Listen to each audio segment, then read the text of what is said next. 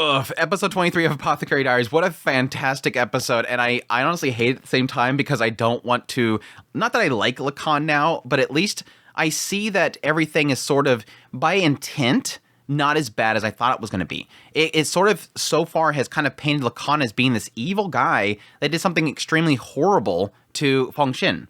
But now we're getting clarity here that it wasn't his intention to do that. It was really just kind of a byproduct of the fact that he's sort of broken in his own mind. I mean, based on taking his account, yes, it looks like this is a person that has a problem with seeing people and seeing the effects of what he does. And ultimately, when it comes to what he did to destroy Fengxian, it was an aspect that he was so focused on this thing, then he got kind of sidetracked due to circumstances, and that he overlooked something extremely critical, which led to her downfall. That's a sad thing. Yes, it's still his fault. He still did this thing with her, knowing that it would affect her life and her career. But again, it's just all in his own mind. He doesn't see the consequences. And it ultimately turns into a massive mistake that destroyed her life that he didn't intend to do, but he still did. And it's that sadness in there. But it does have me like, there's like a massive amount of question marks I have right now, especially what is Maomao doing here? What exactly was her purpose for this? Yes, she sent him there in order to buy a courtesan, take somebody away from the old lady, but it never really specified, which I would assume is her intent was for him to buy Fengxian. That's what I'm thinking, that's what I think that Maomao was doing here, but it never specified who he had to buy. She said specifically, I'm going to have you buy somebody, but I'm not going to say who. So the assumption there is it's going to be Fengxian. And so he's sending her there, and maybe she like got things figured out with the old lady, he's going to come there, I place a bet, he's going to buy Fengxian, and then basically he can take care of her, which is a great thing. If he takes care of her, that's the problem. Because by all accounts so far, it is sort of portraying that Lakan doesn't even know she's alive. That's the key thing. He came there, and the old lady told him, she's gone. You ruined her. You destroyed her life. Look what you did. But she never said Fengxian's back there and she's hurting and that she's decayed or whatever. It's just simply, she's gone. I think the old lady was keeping that from him. Maybe the possibility that she was afraid that he would hurt her more or something. Maomao knows that she's alive. Maomao knows that Lakan was a part of that whole thing. And I think that she's sending him there to buy her. Now, again, we'll see that next episode. My biggest fear I have right now is episode 24, the preview, looks like recap. I know it's not going to be recap. It's literally Jinshi and Maomao. That's the title. And so my assumption is they're going to show a lot of sort of tie everything together. Show all these happenings and then possibly show how they're going to be together or something like that. But hopefully they give us a conclusion to this whole thing with Lakan, because I need a conclusion to that. And yes, hopefully another season announced. But oh, what a fantastic episode. Let's just start from the beginning. Let's go from the beginning like I usually do and go all the way through it. We have this, yes, Maomao is facing off with Khan, has challenged him to a game of chess. He's like, my daughter challenging me?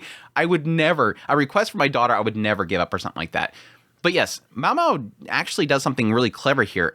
Initially, my thought process here was that she was setting it up so that, like what Jinshi thinks, he's going to see that, she's drinking all these cups, and it will force him to keep losing until he can specify which cups are actually poisoned.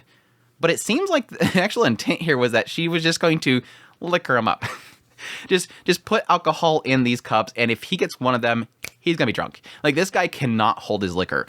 But it was interesting during this conversation, Lakan discovers that Maomao is working for Jinshi. That was curious, because he was very shocked by that. She basically says, yeah, that's fine, I'll go live with you, but I have to wait until my contract's over. He's like, wait, so he's hired you? Like, I guess he assumed that she was living with Jinshi. Possibly, again, by all accounts, everybody believes that he bought a courtesan, I think initially. And I think that he may have thought that she was living there to be with him.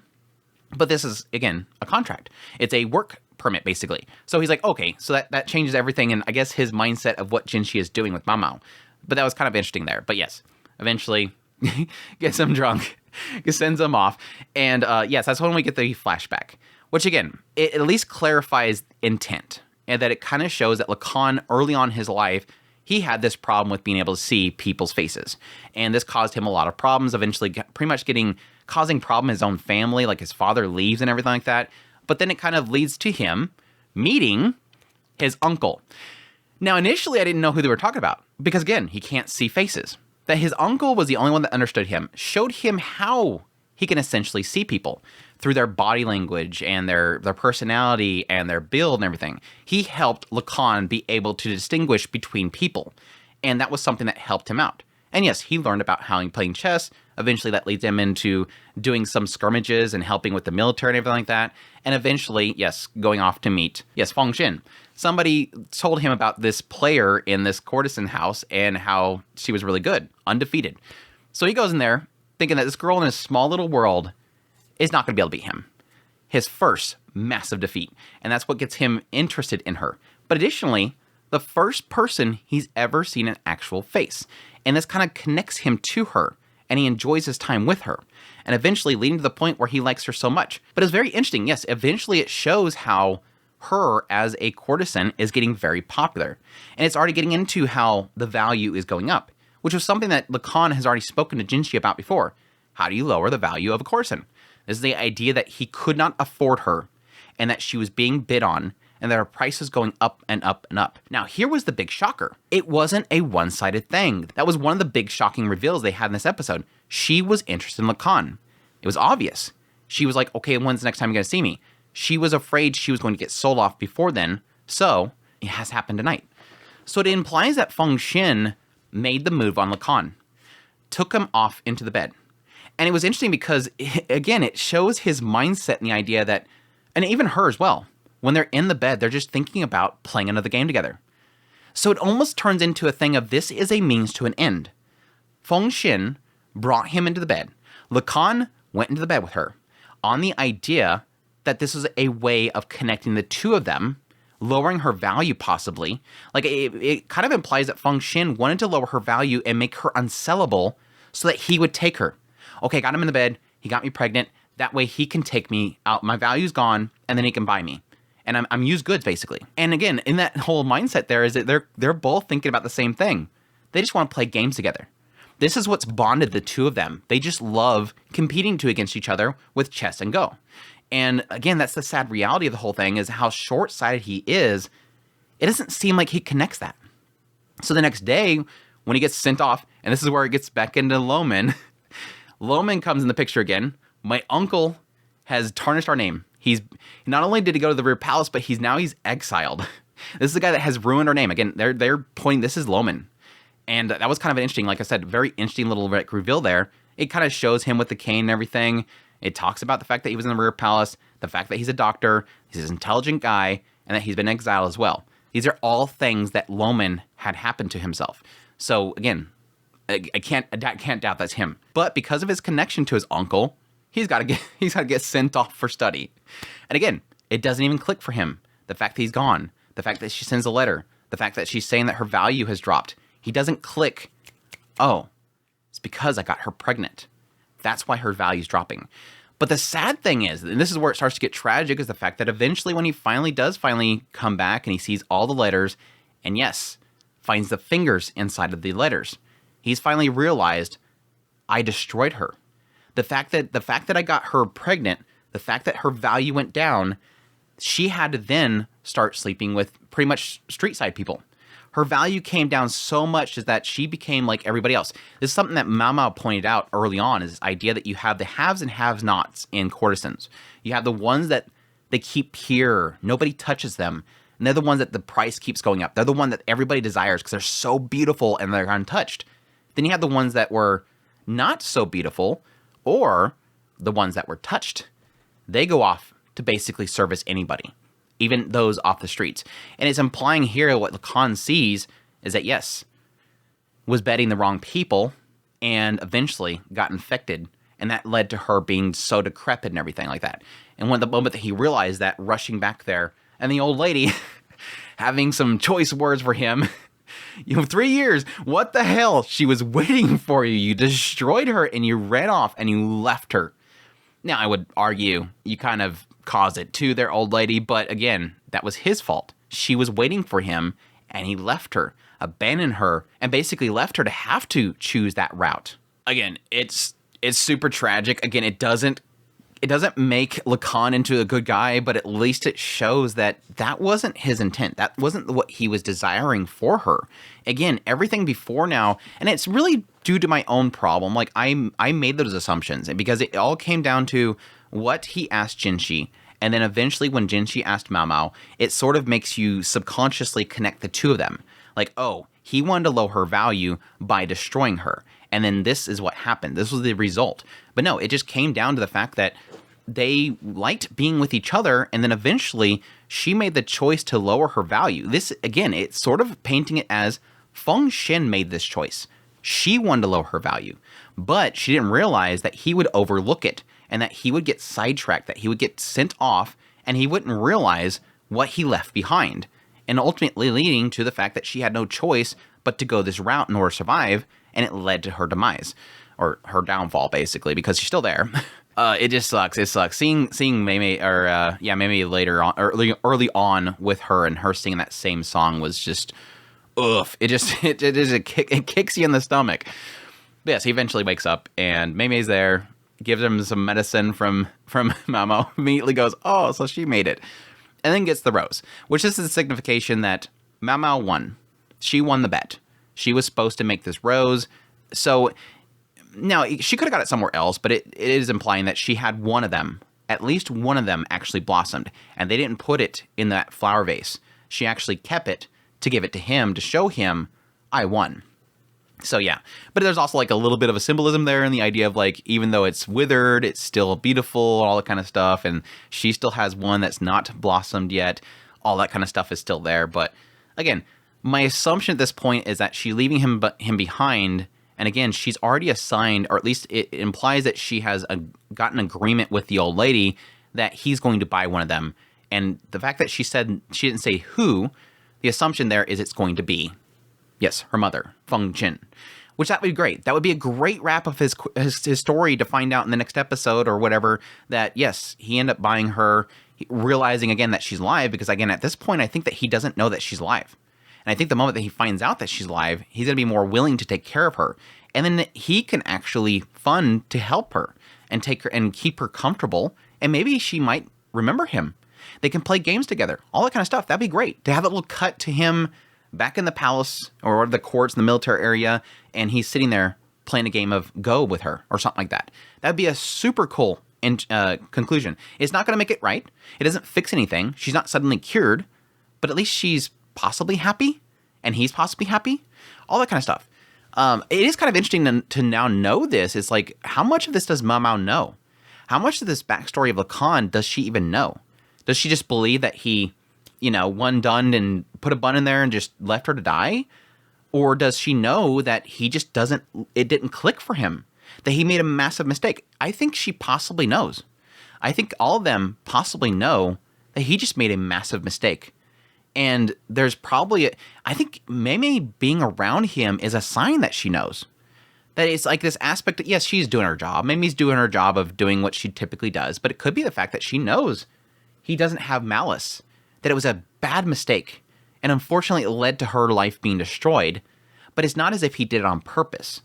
It could be. Now, it does show how Maomao was with him on a regular basis. She would have known how much he cared for her. And it could possibly be whenever he was there and playing games with Maomao, it was possibly a time where he couldn't afford her. And so he was kind of just playing with her instead. Again, it kind of shows that Maomao possibly knew what the whole situation is. And if Maomao knew, then it's possible that Maomao knows. It's just that, again, Maomao, she's not going to forgive him. She's still destroyed. He still abandoned the family. I mean, again, how much did he know? And based on the fact that he knows who Maomao is, he should at least know something. That's the problem there. If he knows, why didn't he know enough? And it could be because of his mistake and how much it destroyed Fengxian, it could have been that the old lady and them wouldn't let him have Maomao. They kept him away from her.